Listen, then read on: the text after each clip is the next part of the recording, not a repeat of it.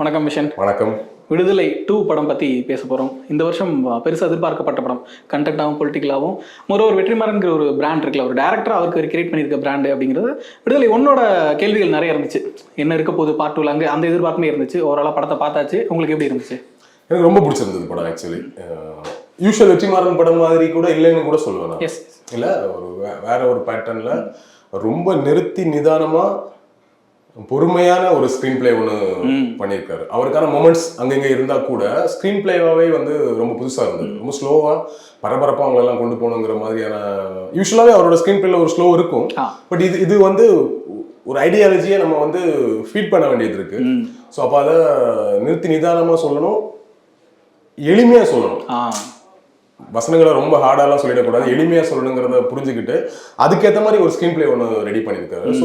So என்ன ஆகுது, usual Vetrimaaran படத்தோட இது ஒரு இன்னொரு பரிணாமம் மாதிரி தெரியுது. பட் நல்லா இருக்கு. எனக்கு ஓவராலாக படம் ரொம்ப பிடிச்சிருந்தது. அதில் பிடிப்பதற்கான கூடுதல் காரணமாக படம் முழுக்க தோழர் என்கிற சொல்லும், சிவப்பு கொடிகளும் இல்லை சிவப்பு சட்டைகளும், அந்த கம்யூனிசம் பற்றின ஒரு டிஸ்கஷன் வந்து அந்த பிரீஃபிங் வந்து நிறையவே இருக்கு இல்லையா.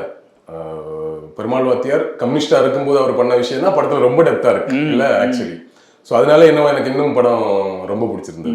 ஸோ கம்யூனிசம் அப்படிங்கிறது வந்து சினிமாக்கள்ல நம்ம பெருசா பார்க்கல. அப்படி பார்த்தாலுமே நக்சல்ஸை கெட்டவங்களா காட்டுறது அந்த மாதிரி விஷயங்கள்லாம் பார்த்துருக்கோன்றப்ப ஆடியன்ஸ் கிட்ட வந்து இது ஒரு மெயின் ஸ்ட்ரீம் சினிமாவில் சொல்றோம் அப்படிங்கிறப்போ நீங்க சொன்ன மாதிரி இன்டெலெக்சுவலா ரொம்ப கோட்பாட்டு ரீதியெல்லாம் போயிடாம இது மக்கள் பிரச்சனைகளை பேசுற ஒரு ஐடியாலஜியா இருக்குது அப்படிங்கிறத ஃபீட் பண்ற மாதிரி இருந்துடக்கூடாது, அதே நேரத்தில் புரியுற மாதிரி இருக்கணும். அதை கொண்டு போன ஃப்ளோ ரொம்பவே இன்ட்ரெஸ்டிங்கா இருந்த மாதிரி இருந்துச்சு. அதுக்கு வைக்கப்பட்ட காட்சிகள் எல்லாமே ரொம்ப சுவாரஸ்யமா இருந்துச்சு. விவசாய கூலிகள்கிட்ட பேசுறதாகட்டும்,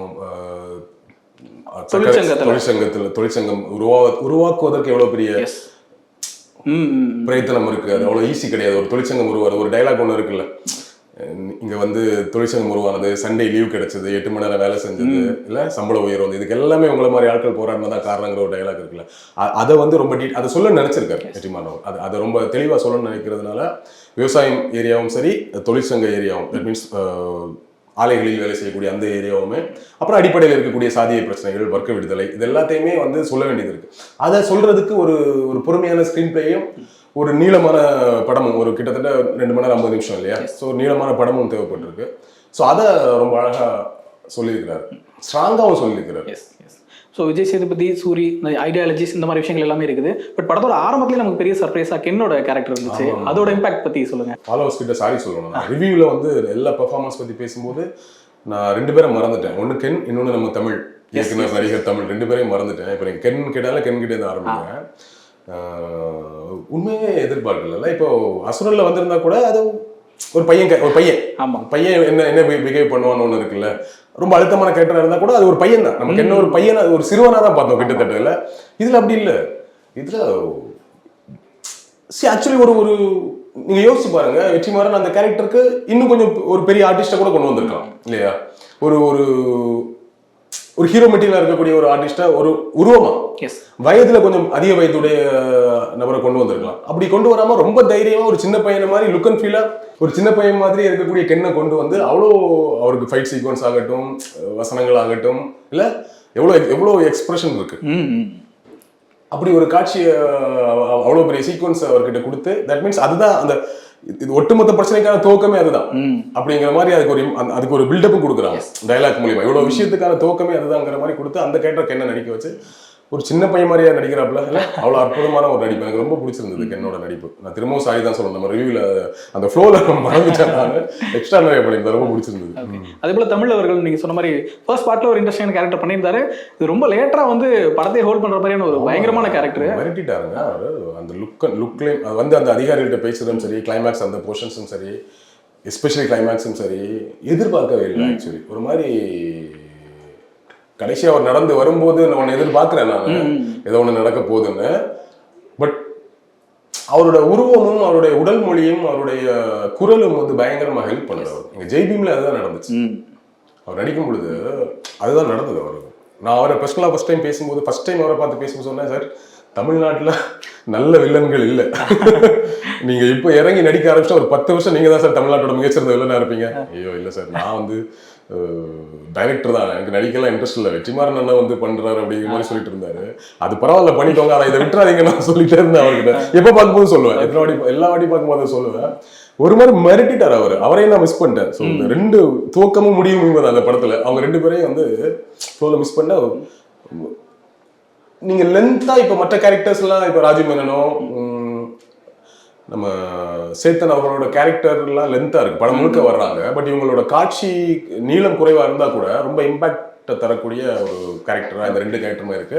அவங்க 2 பேருமே வந்து அதை ரொம்ப நியாயமா பண்ணியிருக்கிறாங்க. நான் ரிவ்யூலையும் சொல்லியிருந்தேன், ரொம்ப நாளைக்கு அப்புறம் தமிழ்ல எல்லா நடிகர்களுமே அற்புதமா நடிச்ச ஒரு படமா இருந்துச்சு. எக்ஸ்ட்ரா நிறைய பெர்ஃபார்மன்ஸ் தான். விஜய் சேதுலேருந்து ஆரம்பிச்சு எல்லாருமே சேர்ந்து இந்த பெர்ஃபார்மன்ஸ் மூலமா இந்த படத்தை கொண்டு ஒரு மாதிரி வேற தளத்துல கொண்டு போய் சேர்க்கிறாங்க. அப்படிதான் நான் புரிஞ்சுக்கணும். சூரி பெர்ஃபார்மன்ஸ் பத்தி பேசப்ப சூரிய பத்தி பேசலாம் அப்படின்னு சொன்னா ஃபர்ஸ்ட் பார்ட்ல ஃபுல்லாவே இருந்தாரு. இதுல அவருக்கான ஸ்பேஸ் கம்மியா இருக்கிற மாதிரியே இருந்துட்டு இருந்தாலும் கிளைமேக்ஸ்ல ஒரு எக்ஸலண்டான பெர்ஃபார்மன்ஸ் கொடுத்திருந்தாரு. இவ்வளோ எமோஷன்ஸை இவ்வளோ சூப்பரா கேரி பண்ணுவாரான்னு எனக்கு பெரிய ஆச்சரியமும் அதிர்ச்சியும் சந்தோஷமும் இருந்துச்சு. ரொம்ப திருப்தியான நடிப்பு சூரியோடதுன்னு சொல்லலாம் கிளைமேக்ஸ்லன்னு சொல்லிட்டு. நம்ம கிளைமேக்ஸ்ல அவரோட பெர்ஃபார்மன்ஸ் பார்க்கும்போது இது சூரிய படமாவே மாறிடுச்சுன்னு சொல்லலாம். ஏன்னா இந்த படம் விஜய் சேதுபதி படம் எப்படி அந்த படம்ல வந்து சூரி படமோ அது மாதிரி இது விஜய் சேதுபதி படம் இல்லையா.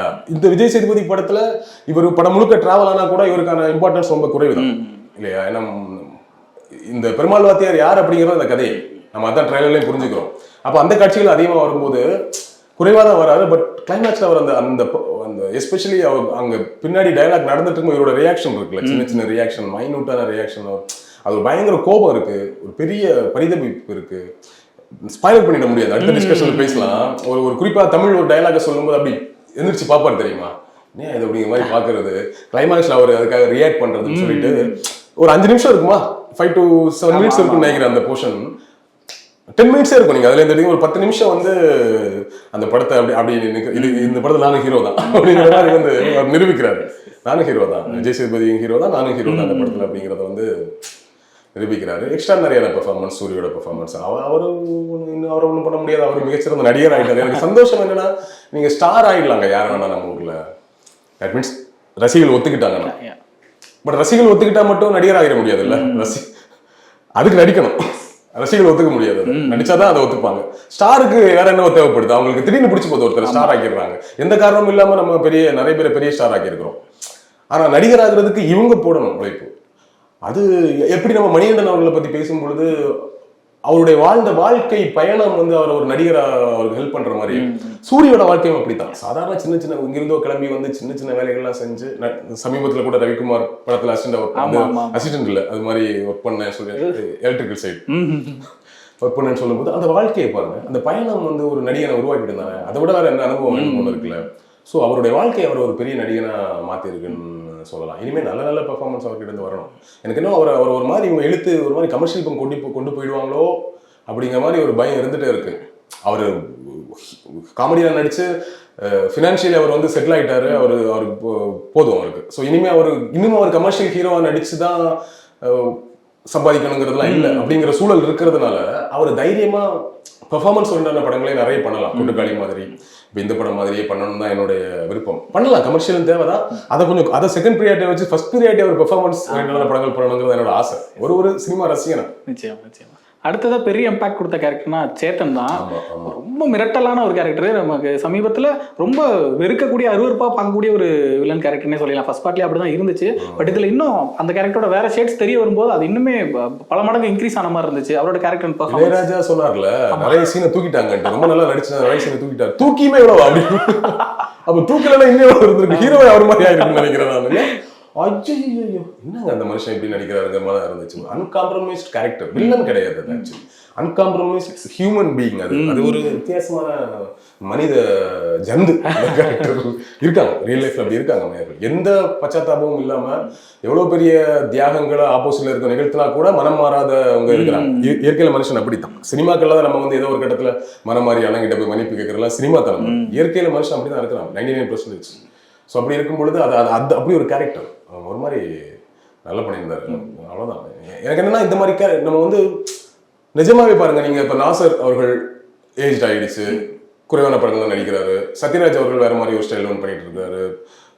பிரகாஷ்ராஜ் வந்து படங்கள் அதிகமாக பண்றது இல்லை, ரகுவரன் சார் இல்லை. அப்படி சொல்லும்போது ஒரு கட்டத்துக்கு மேல அவங்க எல்லாம் வில்லன்ல இருந்து தாண்டி ஒரு கேரக்டர் ரோல் அற்புதமான ரோல்லாம் பண்ணாங்க இல்லையா, அந்த இடம் ஒரு பெரிய ஸ்பேஸ் இருக்கு. அப்ப அதை யாரு ஃபீல் பண்றதுன்னு ஒண்ணு இருக்குல்ல. சேத்தன் வந்து எனக்கு பெரும்பாலுமே இந்த படம் ஜமா பார்க்கும்போது கூட எனக்கு நாசர் பாக்குற மாதிரி இருக்கும். சேத்தனை பார்க்கும் போதெல்லாம் ஒரு இன்னொரு நாசர் மாதிரியே தெரிவாரு, ஒரு ஜூனியர் நாசர்னு சொல்லலாம். அந்த மாதிரி ஒரு மாதிரி முயற்சியான ஒரு நாசர் தான் இப்படி பண்ணுவார். அந்த ஆளு திருந்தவே மாட்டார் அப்படிங்கிற மாதிரி இருப்பார். அவர் படம் அவர் தான் அப்படி நடிப்பார். ஆக்சுவலி யூஸ்வலா அவருக்கு அந்த மாதிரி கேரக்டர்லாம் கிடைக்கும். ரகுவரன் சாருக்கு பிரகாஷ் ராஜ் கூட அப்படி கேரக்டர் கிடைச்சிருக்கு. இவர் தான் திருந்தாம இருப்பாரு.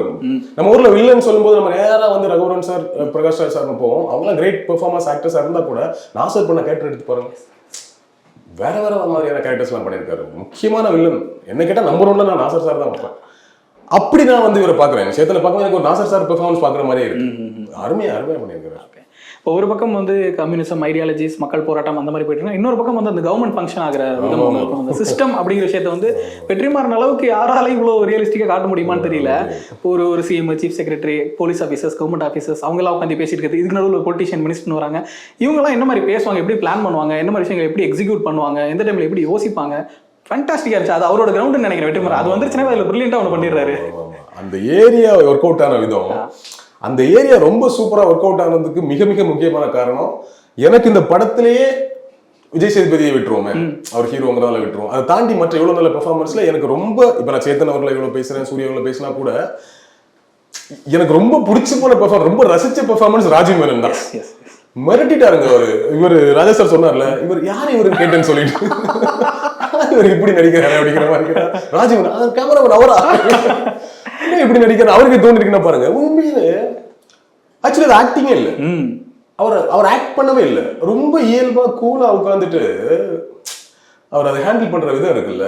இப்போ என்ன பண்றது, சரி ஓகே இப்படி பண்ணலாம் மினிஸ்டர் ஹேண்டில் பண்றது. இளவரசு அந்த சீக்வன்ஸ் வந்து மிரட்டி நீங்க கட்டிட்டு சட்டையெல்லாம் தூக்கிட்டு ஒரு மினிஸ்டர் வர எந்திரிச்சு நீங்க பேசணும் கூட தெரியல. நான் படிக்காதவனா இந்த மாதிரி அந்த சீக்வன்ஸ், அந்த ஏரியா வரக்கூடிய சீரியஸான சீக்வன்ஸா இருக்கலாம், எல்லாமே வந்து ரொம்ப இன்ட்ரெஸ்டிங்கா இருந்தது. நிஜமாவே அந்த சீக்வன்ஸை ரொம்ப பியூட்டிஃபுல்லா மாத்தினது ராஜீவ் மேனனும் இளவரசும் தான். அப்புறம் இவர் சரவணன் சுப்பையா, அவரும் டைரக்டர், அவருமே ரொம்ப செட்டிலா அழகா பண்ணியிருந்தாரு. அதான் சொன்னேன், எல்லாருமே நல்லா பெர்ஃபார்ம் பண்ணியிருந்தாரு. எனக்கு தெரிஞ்சு ராஜீவ் மேனன், இளவரசு ஆல்ரெடி பெர்ஃபார்மரா அவர் நிறைய ப்ரூவ் பண்ணிட்டாரு. ராஜீவ் மேனன் அவர்லாம் லட்டு மாதிரி தூக்கி கொண்டு போய் அடுத்தடுத்து நிறைய படம் பண்ண வைங்க சார், வாங்க சார் ப்ளீஸ், எனக்கு அமையும் நினைக்கிறேன். நிறைய படங்கள்ல அவரு, அதுவும் குறிப்பா இந்த மாதிரி ஆபீசஸ் ஒரு மாதிரியான கேரக்டர் எல்லாம் பண்றதுக்கு நீங்க அந்த நெகட்டிவ் கேரக்டர்ல சொல்லவே முடியாது. நீங்க அந்த கேரக்டர் வந்து அரசு தரப்புல இருக்க, அதிகார தரப்புல இருக்கக்கூடிய ஒரு கேரக்டர் அப்படிதான் பிஹேவ் பண்ணுவோம் இருக்குல்ல. எந்த குற்ற உணர்ச்சியும் இல்லாம ரொம்ப கூலா இருங்க பாத்துக்கலாம், டீல் பண்ணலாம் அப்படின்னு சொல்றது ஒண்ணு இருக்குல்ல. ஏன்னா எதனால நம்மள மிஞ்சி ஒண்ணு இல்லை, என்ன வேணா பாத்துக்கலாம், யாரை வேணா நம்ம இன்ஃபுளுன்ஸ் பண்ணலாம், என்ன வேணா மாத்தலாம், என்ன வேணா சொல்லலாங்கிற ஒரு தைரியமும் துணிவும் அதுக்கான சூழலோட அந்த அட்மாஸ்பியரோட இருக்கிற ஆள்ல. அப்ப அதுக்கு வந்து அவங்க கிட்ட வந்து பதட்டம் ஆகக்கூடாது. அவங்க சுத்தமா இருக்காது. தனக்கு ஒரு டாஸ்க் வந்திருக்குது, தனக்கு இருக்கிற அதிகாரத்தை யூஸ் பண்ணி அதை பெர்ஃபெக்ட்டா பண்ணி கொடுத்தாதான் மேல இடத்துல இருந்து நமக்கு வந்து ஒரு இது வரும். இப்ப அந்த கேரக்டர் வந்து ஐயோ அவர் பிடிச்சிட்டாங்களா, அவர் தப்பிச்சிட்டாராங்கிற அப்ப பதட்டம்னா அது அந்த கேரக்டர் இல்ல. சோ அந்த ஃபர்ஸ்ட் அந்த கேரக்டரைசேஷனை சூப்பரா ரெடி பண்ணியிருக்காரு வெற்றிமாறன் அவர்கள். அதை எக்ஸ்ட்ரானரியா ரொம்ப கூலா, எனக்கு அதை எப்படி யாரோட கம்பேர் பண்றேன்னு தெரியல, ரொம்ப புதுசா இருந்தது. நீங்க அந்த ஆக்டிங்க பார்க்கும்போது எனக்கு ரொம்ப ஃப்ரெஷ். அதான் அது ஆக்டிங் பெர்ஃபார்மன்ஸ்ங்கிறத தாண்டி அந்த கேரக்டரா வந்து நீ இருக்கிறது, அப்படி பிஹேவ் பண்றது இயல்பாவே வாழ்ந்துட்டாரு. அலி ஒரு சீன்ல ஒரு முக்கியமான ஆபரேஷனுக்கு ஒரு ஆபீசரை போடணும், யாரை போடலான்னு பேசிட்டு இருக்கும்போது ஒரு பேர் சஜஸ்ட் பண்ணுவாங்க. நோ அதை போட்டு அது சரி வராது, நீங்க வந்து இது போடணும்னா இந்த மாதிரி ஒரு இடத்துல வந்து இவரை போட்டு இது பண்ணாதான் வந்து நம்ம பீப்புள் கிட்ட எப்படி ஒரு இமேஜ் கிரியேட் பண்ண முடியும். ரொம்ப கிளவரா கன்னிங்கா யோசிக்கிறாரு, ஆனா ரொம்ப இயல்பா பேசுறாரு. இந்த பக்கம் விஜய் சேதுபதி வந்து சித்தாந்தம் பத்தின ஒரு பாடம் கத்துக்கிற இடத்துலயும் பாடம் சொல்லி கொடுக்குற இடத்துலயும் இருக்கிறாரு, நிறைய ஃபீட் பண்றாரு. அது மாதிரி கிட்டத்தட்ட இவர் தன்னோட டீமுக்கு ஃபீட் பண்றாரு. இது ஏன் இப்படி பண்ணணும், எதுக்கு பண்ணணும், என்ன காரணத்துக்காக பண்ணணும், அந்த மாதிரி இன்ட்ரெஸ்டிங்கான கேரக்டர் சூப்பரா பண்ணியிருந்தாரு. இளவரசு அவர்களே சேர்த்து அந்த சீக்வன்ஸ் மொத்தமே ரொம்ப நல்லா இருந்துச்சு. ஸோ அடுத்து ஸ்க்ரீன் பிளே பற்றி பேசலாம்னு நினைக்கிறேன். இப்போ ஃபர்ஸ்ட் பார்ட் வந்து வாத்தியார் அரெஸ்ட் பண்ணுறதோட முடிஞ்சு, அரெஸ்ட் பண்ணுறவர் வேறு இடத்துக்கு கூட்டிகிட்டு போகிறாங்கன்னு ஆரம்பிக்கிற கதை, அவரோட ஃப்ளாஷ்பேக், அப்புறம் அங்கே போகிற நடக்கிற விஷயங்கள் சொல்லிட்டு ரெண்டுத்தையுமே பிளெண்ட் பண்ணி ஒரு நான் லீனியர் அவர் ஸ்க்ரீன் பிளே ஒன்று பண்ணியிருந்தாங்க. அது உங்களுக்கு எப்படி இருந்துச்சு? ரொம்ப நல்லா இருந்தது. ஆக்சுவலி நமக்கு ஓரளவுக்கு நம்ம ஃபர்ஸ்டே கணிச்சிருவோம் கதை இதுதான், பெருமாள் வாத்தியார் யார், அவரோட முடிவு என்ன அப்படிங்கிறத நமக்கு தெரியும். அப்போ ஆக்சுவலி ரிஸ்க் அதிகம், கதையை கணிச்சிட்டு தான் ஆடியன்ஸ் வரான். ஆமாம், கதையில நீங்க சர்ப்ரைஸ் பண்ண முடியாது, சீன் பை சீன்லையும் ஸ்கிரீன் பிளேல தான் அவனை உட்கார வைக்க முடியும். அப்போ ரொம்ப இன்ட்ரெஸ்டிங்கான ஒரு ஸ்கிரீன் பிளே பண்ணணும். ரொம்ப இன்ட்ரெஸ்டிங்கான ஸ்கிரீன் பிளே பண்றேன்னு சொல்லிட்டு இப்போ அசுரன் பேட்டர்ல ஒரு ஸ்கிரீன் பிளே இந்த படத்தை பண்ண முடியாது இல்லையா? அப்ப இந்த படத்துல நிறுத்தி நிதானமா ஸ்கிரீன் பிளே பண்ணணும். ஆனா ஒவ்வொரு சீக்வன்ஸ் இன்ட்ரெஸ்டா இருக்கும். அப்பதான் நிறுத்தி நிதானமா போனாலும் அவன் இன்ட்ரெஸ்டா உட்காந்து பார்ப்பான். ஃபர்ஸ்ட் ஹாஃப் வந்து நான் ரொம்ப இன்ட்ரெஸ்டிங்கா பார்த்தேன். ஸ்லோவா தான் போகுது, ஆனா ரொம்ப கிளவரா நிறுத்தி நிதானமா ரொம்ப பொறுமையா கம்யூனிசம் பத்தி அப்படி தெளிவா ஒருத்தர் ஏன் உள்ள வராரு, ஏன் கம்யூனிஸ்ட் ஆகுறாரு, கம்யூனிஸ்ட்ல இருந்து ஏன் வந்து நக்சல்ல மாறுறாரு, அதுக்கான தேவை என்னவா இருந்தது, அது எல்லாத்தையும் ரொம்ப அழகா பிளான் பண்ணி எடுத்து பக்காவா ஒரு பேக்கேஜ்ல ஃபர்ஸ்ட் ஹாஃப் ரெடி பண்ணிட்டாங்க. செகண்ட் ஹாஃப்ல எனக்கு நிஜமாவே ஒரு கொஞ்சம் ஸ்லோவா இருந்த மாதிரி இருந்தது. ஏன்னா படம் முழுக்க உரையாடலா இருக்கும் பொழுது செகண்ட் ஹாஃப்ல முதல் பகுதியில ஒரு ஸ்லோ இருந்தது. பட் அது தேவையும் பட்டுச்சு, அது அப்படிதான் நகர்த்திட்டு போக முடியும் அப்படிங்கிறதுனால ஒரு ஸ்லோ இருந்தது. பட் அதுக்கப்புறம் ஒன்று தூக்கிட்டாரு. பட் இந்த ஓவரால் இந்த ஐடியா இருக்குல்ல, ஸ்க்ரீன் பிளேயோட ஐடியா வந்து ரொம்ப கரெக்ட். ஓகே, நீங்க இதை பரபரப்பா சொல்லிட முடியாது இந்த கதையை. இப்போ நீங்க பாருங்க, ரொம்ப சிம்பிளா பெருமாள் வத்தர் யாருங்கிறதுக்கு பரபரப்பா ஒண்ணு பண்ணலாம், அது வெறுமனை கமர்ஷியல் படமா மாறிடுச்சு இல்லையா? அது ஒரு கமர்ஷியல் என்கேஜிங்கா பண்ணலாம், இன்னும் என்கேஜிங்கா, இன்னும் இவ்வளவு காட்சிகள்லாம் தேவையில்லை. சரதா இப்போ இந்த கம்யூனிசம் பத்தி இவ்வளவு டீடைல்ஸ் பேசுறாங்கல்ல, இவ்வளவு விஷயம் பண்றாருல்ல, அது எல்லாத்தையும் ஒரு பாட்டுல கூட கொண்டு வந்துடலாம் இல்ல?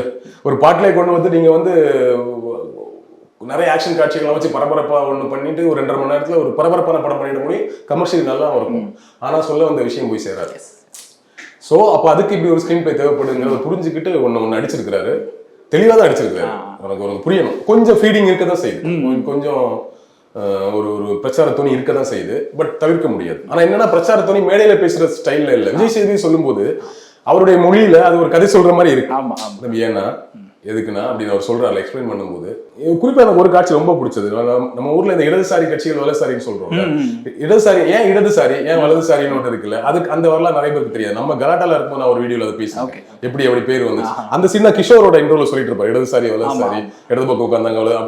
இந்த மாதிரி முக்கியமான காட்சிகள், ஏன் தொழிற்சங்கம் வேணும், இந்த மாதிரியான எக்கச்சக்கமான காட்சிகள் இருக்குல்ல. சோ அப்ப இதெல்லாம் எப்படி நான் பரபரப்பா சொல்றேன், அதை நான் பாட்டுல சொல்லிட்டேன்னா, ஃபாஸ்டா விட்டேன்னா, நான் சொல்ல அந்த விஷயமே போய் சேராது. ஒரு மாதிரி ஒரு கமர்ஷியல் படமா மாறிடுங்கிறத புரிஞ்சுக்கிட்டு ரொம்ப அவசியமான ஸ்கிரீன் பிளே தான். எனக்கு என்ன பிடிச்சிருந்ததுன்னா, தியேட்டர்ல முடியும் போது எல்லா யங்ஸ்டர்ஸும் கை தட்டுறாங்க, எல்லாமே ரொம்ப சந்தோஷமா வெளியே வராங்க.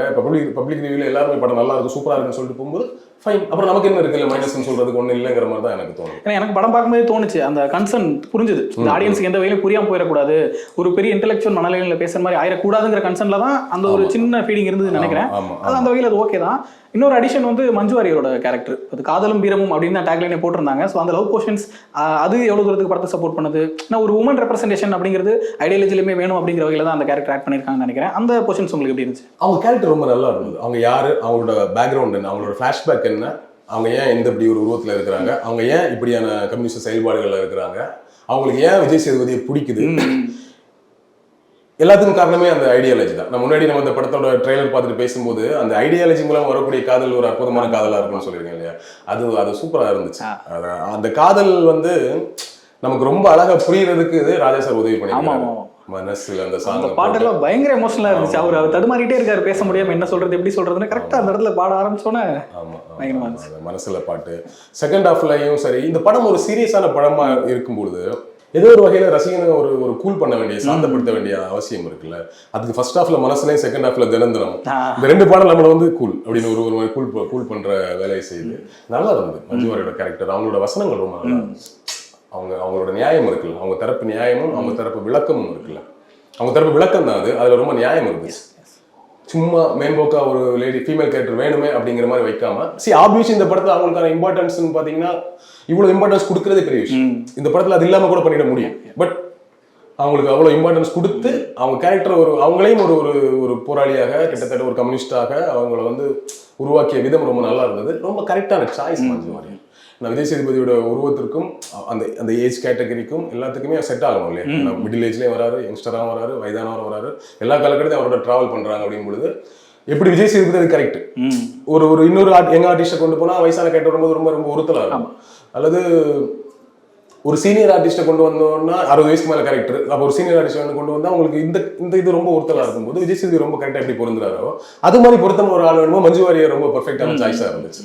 நல்லா இருந்தது அவங்களோட அந்த கேரக்டரைசேஷனும் அவங்க காட்சிகளும், எஸ்பெஷலி கிளைமேக்ஸ்ல அவங்க பேசுற விஷயம் எல்லாம் எனக்கு ரொம்ப கன்வின்சிங்காகவும் ரொம்ப நல்லாவும் இருந்தது. ஒரே நேரத்துல போராளியாவும் ஒரு குடும்பத்துல இருக்க ஒரு பெண்ணாவும் அவங்களோட அந்த ஆசைகள், எதிர்பார்ப்புகள், அதே நேரத்துல ஐடியாலஜி நம்புற விதமும் எல்லாத்தையுமே சூப்பரா, ஆதங்கம் எல்லாமே இருந்தது. இவ்வளவு போராடுறோமே, நமக்கு கிடைப்பது என்னங்கிற ஒரு கோபமும் எல்லாமே ரொம்ப நல்லா இருக்கும். எனக்கு ஒரு சீன் ரொம்ப பிடிச்சிருந்தது, தியேட்டர்ல மீட் பண்ணிக்கிற சீன் ரொம்ப எமோஷனலா இருந்துச்சு எனக்கு பார்க்கும்போது. ஆக்சுவலா வேற ஒரு படத்துல வேற ஒரு சீன் ஞாபகம் வந்துச்சு. குருதி புனல்ல வந்து ஆமா ஆமா ஒரு அதே மாதிரி தான் சாப்பாடு ஊட்டி விட்டுட்டு சாப்பிட்டுட்டு போங்கன்ற சீன் அது ரொம்ப அறுவறுப்பா டீல் பண்ணியிருப்பாங்க. அது வேற விஷயம். அது விமர்சனங்கள் இருக்கு நமக்கு. ரொம்ப திருப்தியா இருந்துச்சு அந்த சீன். ரொம்ப எமோஷனலா இருந்துச்சு. ஏன்னா அந்த ரிவ்யூல அதை ஸ்பெசிஃபிக்கா அந்த சீன்ல மஞ்சு வாரியரோட எக்ஸ்பிரஷன் பத்தி பேசினேன். ரிவ்யூ ரொம்ப நல்லா பண்ணியிருந்தாங்க. கண்ணில் அவ்வளோ கண்ணெலாம் கலங்கி அதான் பெரிய ஆர்டிஸ்ட் தான் அப்படின்னு நம்ம சொல்லிக்க வேண்டியதான். ரொம்ப நல்லா இருந்தது. ஸோ விஜய் சேதுபதி பெர்ஃபார்மன்ஸை நம்ம இந்த படத்தோட பலம், மிகப்பெரிய பலம் வந்து விஜய் சேதுபதி. நீங்க அவரை தாண்டி நம்ம இன்னொரு ஆளை யோசிக்க முடியாது. அந்த அளவுக்கு ஏதோ ஒரு கட்டத்துக்கு மேல நம்ம விஜய் சேதுபதியை பார்க்கல, பெருமாள் வாத்தியார் தான் பார்க்குறோம். இல்ல அற்புதமான பெர்ஃபார்மன்ஸ். அவர் போலீஸ்காரங்களோட ஹேண்டில் பண்ற விதம், அவங்களோட டிராவல் பண்ணும்போது ரொம்ப கூலா, ரொம்ப தக்கா, ரொம்ப தெளிவா இருக்காரு. என்ன பண்ணிடுவ நீ அப்படிங்கிற மாதிரி இருப்பாரு. ஒன்றும் ப்ராப்ளம், நீ என்ன வேணா பண்ணிக்குவேன் அப்படிங்கிற மாதிரி ஒரு மூட்ல இருக்கிறதும், அப்ப இருக்கக்கூடிய நிதானமும், அட் த சேம் டைம் அவரை சார்ந்தவங்களுக்கு நிகழக்கூடிய அநீதிக்கு எதிராக பொங்கி எழும்போது வரக்கூடிய கோபங்கிறது ஒன்று. இன்னொன்று பாதிப்பு வரும்போது அவர் ஏற்படக்கூடிய எமோஷன் இருக்குல்ல. 2-3 காட்சிகள்லாம் சொல்ல வேணாம். 2-3 காட்சிகள் எல்லாம் கிஷோரோட வரக்கூடிய காட்சிகள், அப்புறம் அந்த குண்டு காட்சிகள், இதெல்லாமே வந்து ரொம்ப அற்புதம் பண்ணியிருந்தார். ஓலமிட்டு அவர் அழக்கூடியதெல்லாம் டப்பிங்கில் வந்து அவ்வளோ வேலை செஞ்சிருக்காரு, மெனக்கெட்டு இருக்காரு. ஸோ அதுதான் டப்பிங்கில் தான் ஒரு காட்சியை இன்னும் எஃபெக்டிவ் எடுத்துகிட்டு போக முடியல. அவர் பெர்ஃபார்மன்ஸை பெரிய உழைப்பை போட்டிருக்காரு. வித்தியாசமான பாடி லாங்குவேஜ். யூஸ்வலாக வரக்கூடிய விஜய் சேதுபதி பாடி லாங்குவேஜ் இல்லை, அதுவே ரொம்ப புதுசாக இருக்கும். நம்ம யூஸ்வலாக விஜய் சேதுபதி ஒரு பாடி லாங்குவேஜ் இருக்குல்ல, ஒரு டைலாக் டெலிவரி இருக்குல்ல. டைலாக் டெலிவரியில் ஒரு 75% புதுசாக இருக்கு. ஒரு 25% அங்கங்கே யூஸ்வல் இருந்தால் கூட அது மினிமமாக தான் இருக்கு. ஒரு 75% வந்து டைலாக் டெலிவரி, அவர் உச்சரிப்பு விதம் எல்லாமே நிறைய மாறி இருக்கு. பாடி லாங்குவேஜும், நடை, உடை, பாவனை எல்லாமே நமக்கு வந்து ஒரு பெருமாள் வாத்தியாரா தான் அவர் தெரியல. ஒரு கிரியேட்டிவ் எஃபர்ட் போட்டிருக்காரு. ஆமா, ஒரு பெரிய எஃபர்ட் போட்டிருக்காரு. அது அவரோட எக்ஸ்பீரியன்ஸ்ல வர்றதுன்னு நினைக்கிறேன்.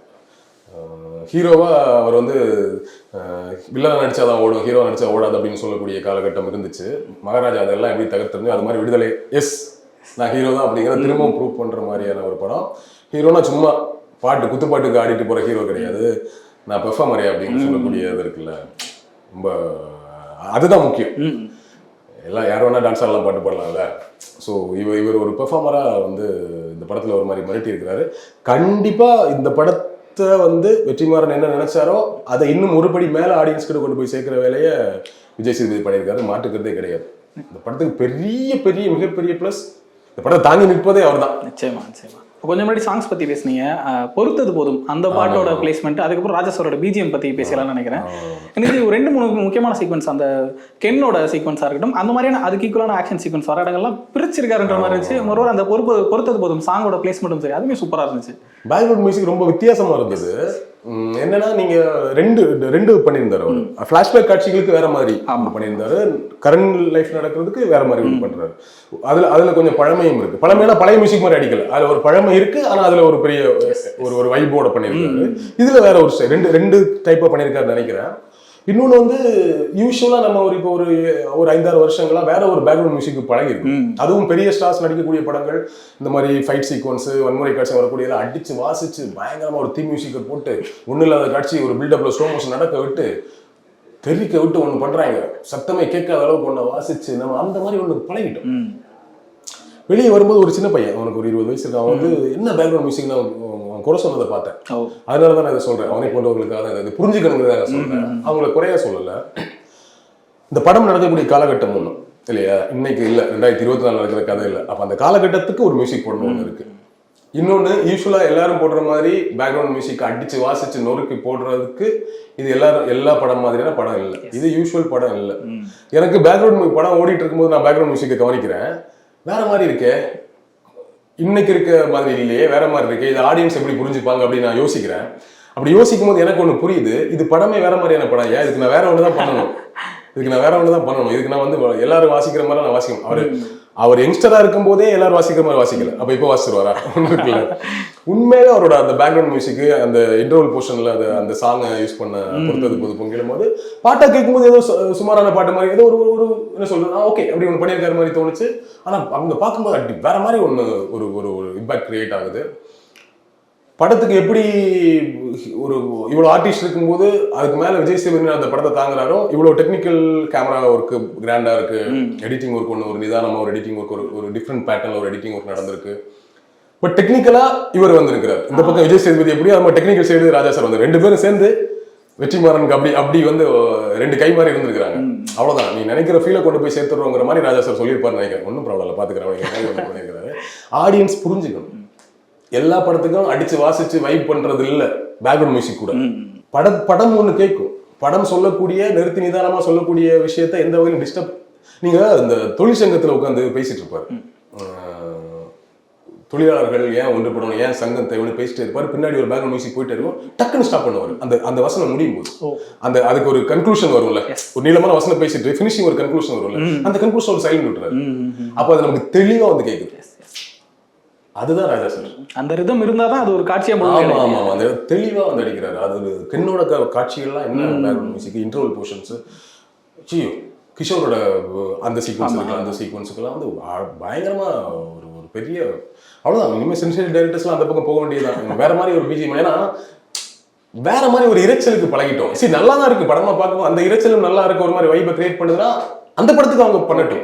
இந்த மாதிரியான கண்டென்ட் ஓரியன்டான படம், ஒரு சீரியஸான படம், அதுல ஆக்ஷன் சீக்வன்ஸ் இருந்தா கூட அதுல ராஜா சார் வரும்போது அதுக்கு ஒரு வேற ஒரு கலர் கிடைக்குது. அப்படியே பார்த்து பழகாதீங்கடா, அதே கேட்டு பழகாதீங்க. இசைங்கிறது வேற ஒன்று இருக்கு, இதுல வேற ஒன்று பண்ண முடியுங்கிறத வந்து சொல்லக்கூடிய ஆளா எப்பவுமே எல்லா காலகட்டத்திலுமே ராஜா சார் இருந்திருக்காரு பேக்ரவுண்ட் மியூசிக்கை பொறுத்த வரைக்கும். ஸோ அது இந்த படத்தில் நடந்திருக்கு. பாட்டு சொல்லவே வேணாம், 2 பாட்டை போட்டு நம்ம ஒரு மாதிரி மெஸ்மரைஸ் பண்ணிட்டாருன்னு சொல்லலாம். நிச்சயமா, ஏன்னா பாட்டு அவ்வளவு தூரம் என்ஜாய் பண்றது பார்க்க முடியும் நம்மளால. தியேட்டர்ல ஒரு மெலடி சாங் ஆடியன்ஸ் இன்னைக்கு என்ஜாய் பண்றதே பார்க்க முடியல. சாங்ஸ் என்ஜாய் பண்றது, வைப் பண்றது, குதிக்கிறது, கத்துறதுங்கிற மாதிரி இருந்த காலகட்டத்துல ஒரு மெலடி பாட்டுக்கு கைத்தட்டி குஷி ஆகிறது நம்ம பாக்குறப்ப ஃப்ரெஷ்ஷா இருக்கு. என்ன ராஜா சார் வாய்ஸ் ஆரம்பிக்கும் போது அடிச்சு கை தட்டுறான், நல்லா இருந்தது கேட்கறதுக்கே.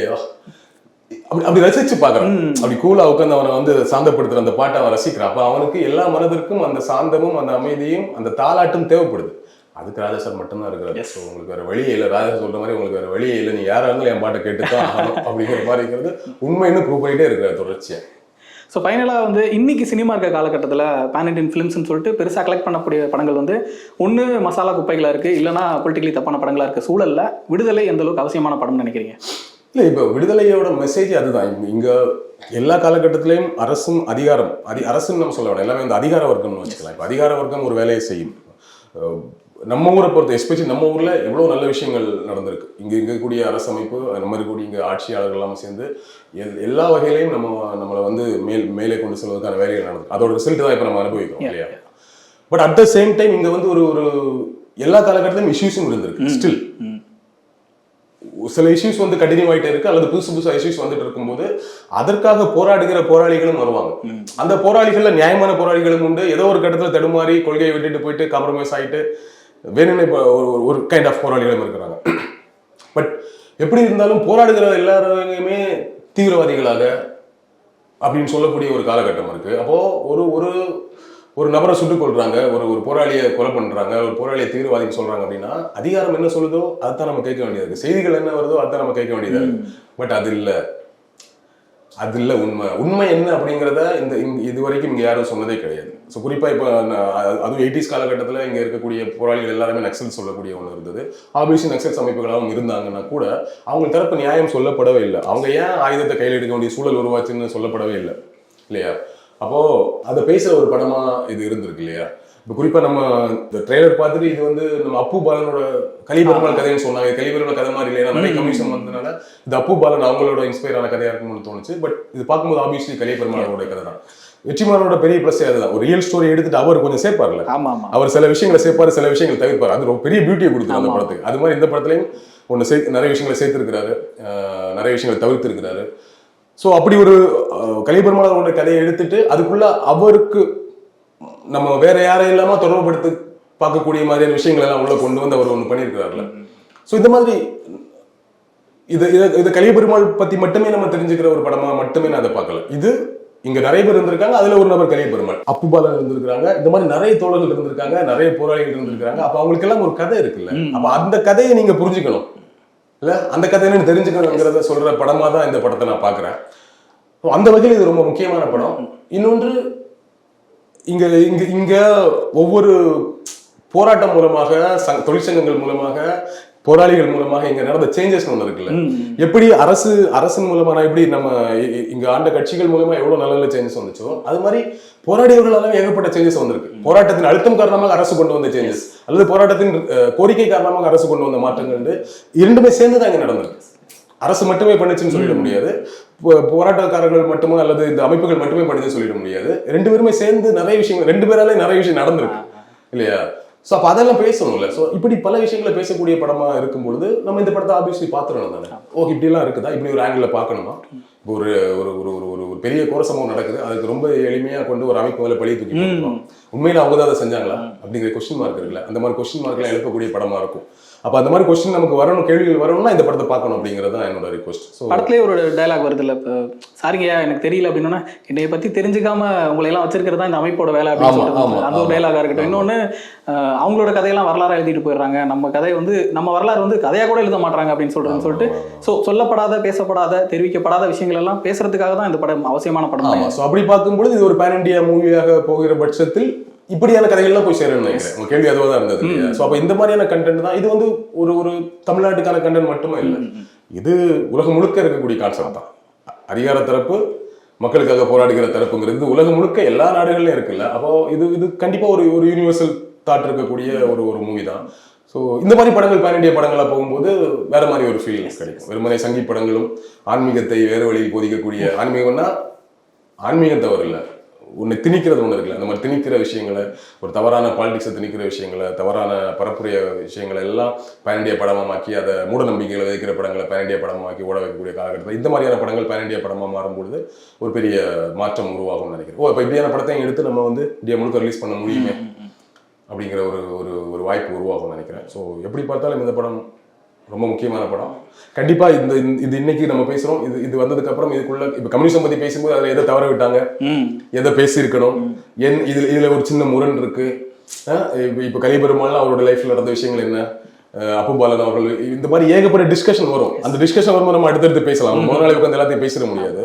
ஸோ அந்த ஒரு டிஸ்கஷன் இருக்கு, அதை தனியா பேசலாம். பட் இப்போ நம்ம பேசக்கூடிய விஷயங்கள்ல எவ்வளவு விஷயத்தை வந்து பார்க்கும்பொழுது கண்டிப்பா எல்லாரும் போய் படத்தை பாருங்க, என்ஜாய் பண்ணுங்க, ஒரு புரிதலோட வெளியே வாங்க அப்படிங்கறதான் என்னுடைய கோரிக்கை. சும்மா நீங்க சொன்ன மாதிரி ஸ்பாயிலர் இல்லாம எவ்வளவு தூரம் பேச முடியுமோ பேசிட்டு ஸ்பாயிலர் பண்ணல நினைக்கிறேன், இல்ல எதுவுமே பண்ணல.